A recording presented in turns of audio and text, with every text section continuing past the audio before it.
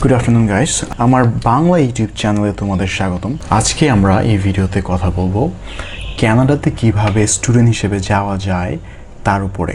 কানাডাতে international student হিসেবে পড়তে যাওয়ার জন্য যে প্রসেসগুলো থাকে সেগুলোকে আমরা দুই ভাগে ভাগ করতে পারি। এক হচ্ছে ইউনিভার্সিটি অ্যাডমিশন অ্যান্ড দুই হচ্ছে ভিসা প্রসেসিং। ধরো তোমার এইচএসসি পরীক্ষা শেষ এবং তুমি কানাডাতে বিবিএ করতে যেতে চাও। সেই ক্ষেত্রে তোমাকে ফার্স্ট যেটা করতে হবে সেটা হচ্ছে তোমার আইএলস টেস্টটা দিতে হবে। Most of the universities in Canada want 6.5 at least for IELTS, বেশি থাকলে ভালো। ধরো তোমার আইএলসের রেজাল্ট হলো 7।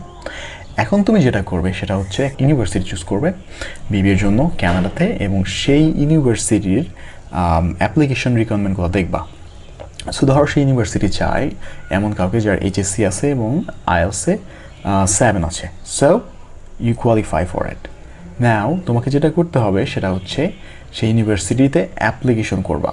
অ্যাপ্লিকেশন করতে গেলে তোমাকে একটা অ্যাপ্লিকেশন ফি পে করতে হয়। কিছু ইউনিভার্সিটিতে এটা হয় ধরো $70, কিছু ইউনিভার্সিটিতে হয় $100। It really varies on the university. তুমি অ্যাপ্লাই করেছো, অ্যাপ্লাই করার পর তোমাকে ওয়েট করতে হবে ইউনিভার্সিটির রেসপন্স পাওয়ার জন্য। ধরো ইউনিভার্সিটি তোমাকে চুজ করলো এবং তারা চায় তুমি সেই ইউনিভার্সিটিতে যাও পড়তে, তখন ইউনিভার্সিটি তোমাকে একটা অফার লেটার দেবে। এই অফার লেটারটা পাওয়ার পর তোমাকে যেটা করতে হবে সেটা হচ্ছে next step, which is applying for the visa.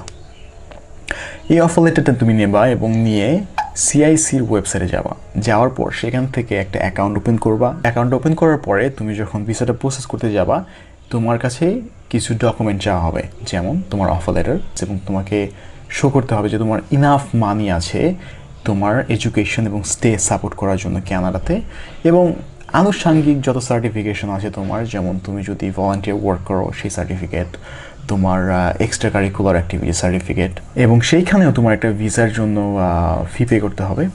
ফিটা এখানে তুমি দেখতে পারবা। ভিসার জন্য অ্যাপ্লাই করার পরে তোমার যেটা করতে হবে is same, wait for it. যদি তোমার ভিসা হয় বেসিক্যালি তারা বলে মেডিকেল করতে। মেডিকেলে পাস হওয়ার পরে তারা তোমাকে বলবে তোমার পাসপোর্টটা সেন্ড করতে। তারা তোমার পাসপোর্টে একটা স্ট্যাম্প লাগিয়ে দেবে, visa stamp.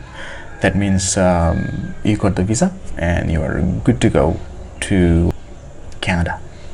Okay, if you guys want to see the visa, how it looks, I can show you mine. Yeah, why not? Let me show you mine. Ooh, how can I hide this from you? তারা তোমার পাসপোর্টে এমন একটা sticker মারবে যেটা হবে কানাডার visa. Now you get your plane ticket and you're good to go to Canada, and your real struggle starts there. Yeah, we'll talk about the real struggles on my next video. So come back or subscribe or whatever, I don't care.